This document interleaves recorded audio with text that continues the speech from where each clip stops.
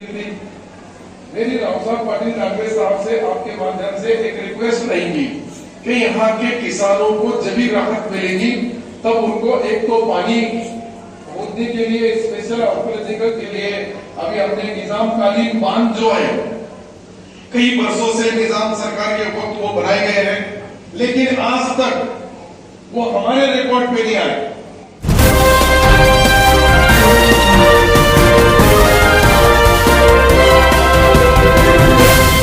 अगर आपने अभी तक हमारा चैनल सब्सक्राइब नहीं किया तो अभी सब्सक्राइब करें। अस्सलाम वालेकुम, आदाब दोस्तों। बहुत खास वीडियो लेके आपके लिए हमने जो अजंता शहर में जो मंत्री साहब आए थे अब्दुल सत्तार साहब, उसके बाद दानवे साहब का भी वीडियो हम बताने वाले हैं, तो वीडियो में बने रहना चाहिए। राम मंदिर में जो प्रोग्राम हुआ उसी के बारे में तो मंत्री अब्दुल सत्तार साहब ने क्या बताया, तो ये निज़ामकालीन के जो बंधारे हैं जो शेतकरी भाइयों के लिए पानी के लिए स्टॉक करना पानी की, तो वो आपको हम बता रहे हैं, उसी के बारे में बताएं। तो वीडियो में बने रहे हमारे साथ, हमारे जो कालिया भाई रिजवान भाई, तो बने रहे हमारे साथ, पूरी जानकारी आपको हम देंगे। तो यहाँ के थोड़े बंधारे का नज़ारा बताएंगे, जो निज़ामकालीन बंधारे उसका नज़ारा बताएंगे। मंत्री अब्दुल सत्तार साहब उसको पानी स्टॉक करने के लिए बता रहे शेतकरी के लिए, तो इसकी जानकारी दी है उसमें। प्रोग्राम में लास्ट तक देखना चाहिए, तमाम शेतकरी भाइयों के फ़ायदे के लिए बात किए, तो इसमें क्या क्या बातें हुई वो आपको बताने वाले। बने रहे हमारे साथ अजंता न्यूज़ पे। चलते दोस्तों, आपको थोड़ा सा जो पहाड़ का निज़ामकालीन के बंधारे जो निज़ामकालीन के बंधारे बनाने के बोर्ड है तो किस तरह बनी है वो आपको बताते हैं थोड़े से वीडियो में।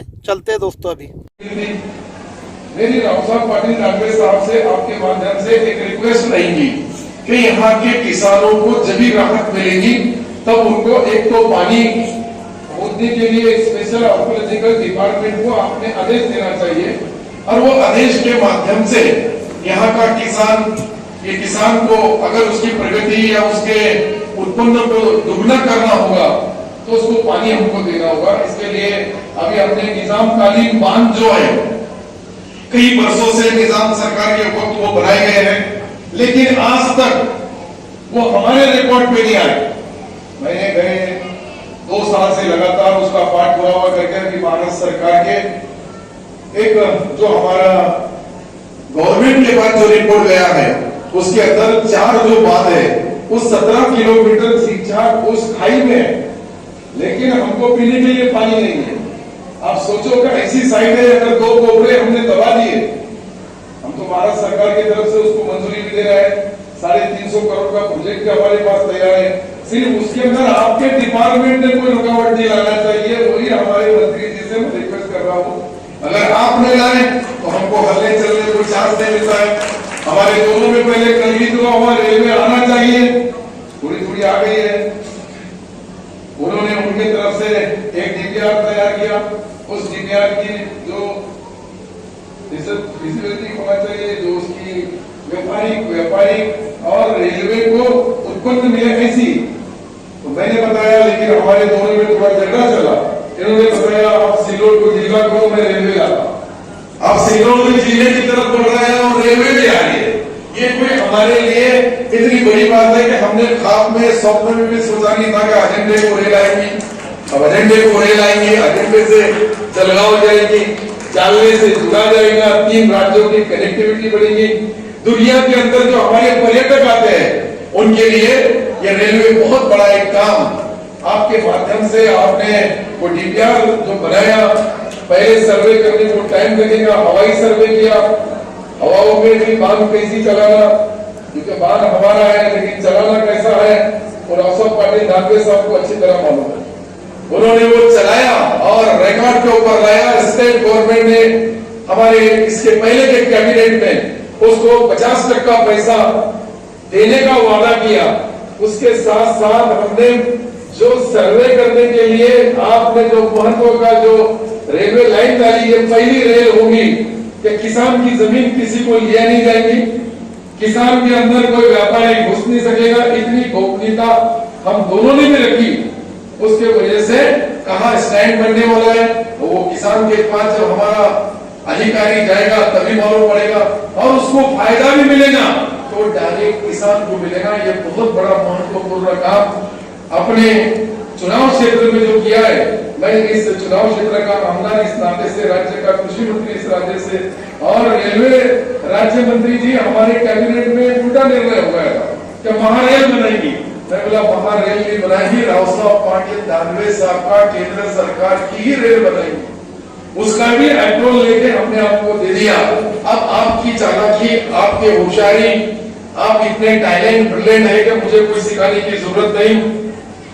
आदरणीय पंतप्रधान महोदय से आप वक्त लेंगे और सेकंड पार्ट जो है हमारा, उसके लिए अप्रूवल मिला तो लगातार हमारे चारों विभाग के लोग उसको आपके आदेश का पालन करेंगे और एक्विजिशन करके कहाँ आपका रेलवे स्टेशन रहेगा, कहाँ स्टाफ रहेगा, कैसा रहेगा, वो सारी चीजें गोपनीय इसके लिए रखा गई कि कोई व्यापारी ने वो किसान भाई की जमीन ना खरीदे, कोई व्यापारी उसकी जमीन खरीद के दुगना तिगना भाव में रेलवे डिपार्टमेंट को या महाराष्ट्र सरकार को ना दे। इसके लिए हमने उसमें बहुत काफी गुप्तता, गोपनीयता और उसको ऐसा रखा है कि हमारा डायरेक्ट सरकार की तिजोरी का पैसा किसान के अकाउंट में जाएगा। ये भी चीज कही है। उसके साथ साथ हम छत्रपति शिवाजी महाराज का एक स्मारक बना रहे हैं, वो भी अजंता के अंदर, और वो स्मारक इसलिए बना रहे हैं कि हमारे छत्रपति शिवाजी महाराज ने जो उनका जन्म से लेकर तो आखिरी सांस तक इस राज्य के लिए क्या महत्व का योगदान दिया, किस तरह से दिया, किस तरह से उनका पूरा जीवन संघर्ष में होके हम जो आज जिस प्लेटफॉर्म पे बोलने का चांस मिल रहा है, उस राज्य का नेतृत्व जिन्होंने किया है, वो महामानव की याद समाज के अंदर अजेंडा में क्यों आना चाहिए? क्योंकि अजेंडा में सदुसत देश के विदेशी पर्यटक आते हैं, हमारे देश भर के लोग आते हैं, उनको शिवाजी महाराज क्या है ये मालूम होना चाहिए। यही उसके पीछे की हमारा मकसद है। डॉक्टर बाबा साहब अम्बेडकर, उनके नाम से भी हमने 50 करोड़ रुपए मंजूर किया है, वॉल कंपाउंड का काम चालू है। अभी सिर्फ अंदर की जो भी एक्टिविटीज रहेगी कि देश में सबसे हाईटेक बनाया जाए उसको, ताकि जागतिक लेवल के जब लोग आएंगे तो उनको एजेंडे की अहमियत के साथ साथ छत्रपति शिवाजी महाराज और डॉक्टर बाबा साहब अम्बेडकर ये महामानवों का भी जीवन और वो इसलिए देखने को मिले कि हमको मालूम है कि बाबा साहब ने क्या किया, शिवाजी महाराज जी ने क्या किया, लेकिन दुनिया के जो बाहर से पर्यटक आते हैं, देश भर के लोगों को मालूम पड़ना चाहिए। वो कंसेप्ट के साथ हमने वो भी किया। निजामकालीन का मैंने आपको बता दिया, रेलवे का आपको बता दिया, सिल्लोड में MIDC मंजूर की गई है, वो भी 2200 एकड़ में बन रही है। हमारी 10,000 करोड़ रुपए महाराष्ट्र सरकार खर्चा करेगा ताकि बेरोजगार जो ये बैठे हुए नौजवान है इनके हाथ को काम मिले।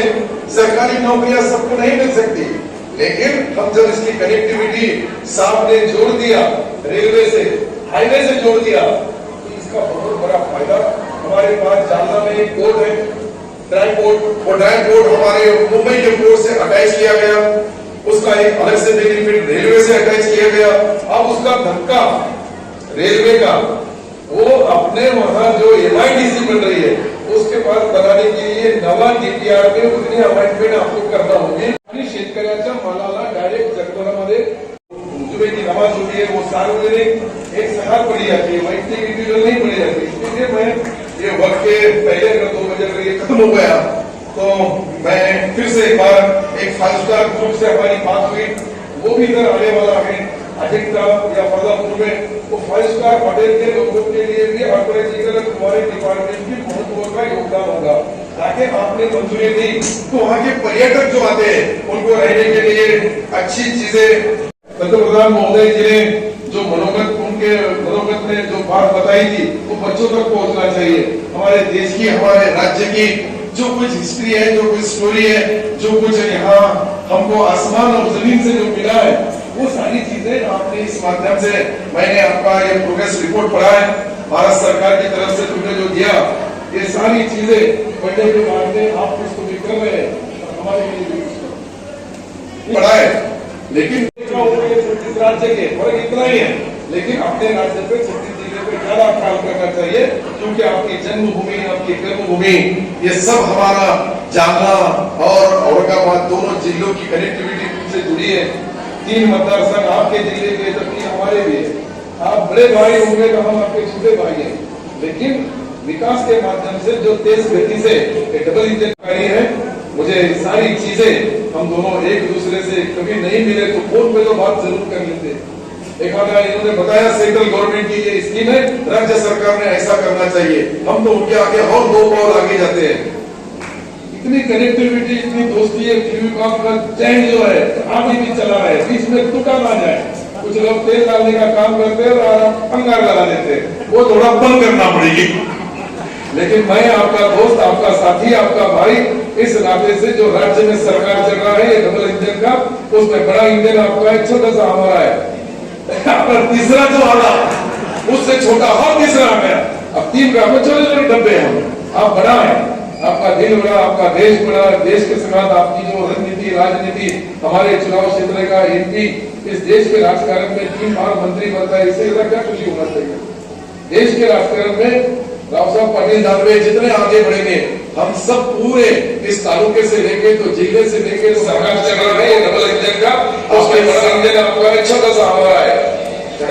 तीसरा जो वाला उससे छोटा और तीसरा गया। अरे इसमें तीसरा इंजन भी चालू कर दिया भाई, अभी तो 2 इंजनों में चर्चा चढ़ी, तीसरा इंजन करा दिया। ऐसा जो पैसा नहीं दिया होगा नगद इसको, उसलिए वो इंडिकेटर दे रहा है कि जाते करते मेरा भी पैसा दे के जाओ। ये माइक वालों की सिस्टम हमको मालूम है, पर हम दोनों नगद है, हम उधार नहीं है।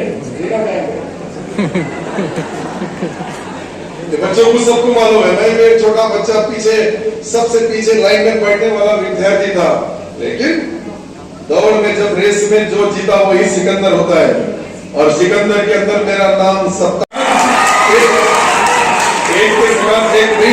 मैं फिर से एक बार दोनों के लिए बहुत आसान है, बोलने के लिए बहुत है। ऐसा कभी किसी ने सोचा था कि खड़गपुर का पानी अजेंडे को पीने को मिलेगा, ये हमने ख्वाब में भी नहीं सोचा था। अजेंडे का पानी सिल्लोड के लिए दिया गया था, अशोक सूर्यवंशी कोर्ट में गए, उसको पालोद से दिला दिया हमको। अब हम अशोक सूर्यवंशी को एजेंडा को भी देंगे और पालोद को भी देंगे, और वो विदर्भ से लाके आपको फिल्टर पानी दिया जाएगा, ताकि कभी भी कयामत तक आपको पानी का शॉर्टेज ना आए, दुश्वारियां न आए, तकलीफ न आए। ये भी काम फिल्टर पानी एमएससीबी का बिल भरने की जरूरत, हम वहां भी लाइट ताकि अपना लाइट बंद हो, अपना कनेक्शन जनता के साथ जुड़ा हुआ हो, और वो कनेक्शन का लेसन आने वाली पीढ़ी, जिसके नाम अभी मतदान यादी में होंगे, जिनके नहीं होंगे, लेकिन हमारे दोनों का तुम्हारे घर में हमारा सलाम रखना चाहिए। जय हिंद, जय महाराष्ट्र। अब मैं मंच पर मौजूद हमारे मुख्य अतिथि माननीय श्री राव साहब पाटिल दानवे जी, जो रेल, कोयला व खान राज्य मंत्री हैं, मैं एक संक्षिप्त परिचय उनका देना चाहूंगी। हमारे मंत्री महोदय का जन्म 18 मार्च 1955 को जब खेड़ा जालना में हुआ, और उन्होंने जेईएस कॉलेज जालना से स्नातक की डिग्री प्राप्त की। 1976 से अब तक उन्होंने भारतीय राजनीति के सभी स्तरों पर नेतृत्व किया है। उन्हें ग्रामीण जड़ों से जुड़े नेता के रूप में जाना जाता है। माननीय श्री दानवे जी ने अपना राजनीतिक जीवन 1978 में लगातार 5 बार लोकसभा के लिए निर्वाचित हुए। मई 2014 में हुए आम चुनाव में दानवे साहब ने जालना उपभोक्ता मामले, खाद्य और सार्वजनिक वितरण मंत्रालय में राज्य मंत्री के रूप में शपथ दिलाई गई। इस पद पर वे मार्च 2015 तक रहे। जनवरी 2015 में भाजपा नेतृत्व ने माननीय श्री स्वागत करें माननीय मुख्य अतिथि महोदय।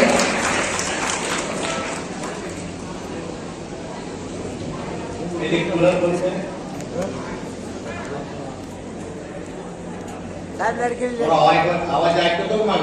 हा येतो भारत माता की अरे अरे आज येतो बोलतच नाही, हा पोरायचा आवाज नाही, माणसाचा आवाज दिसतोय। बोला भारत माता की, भारत माता की।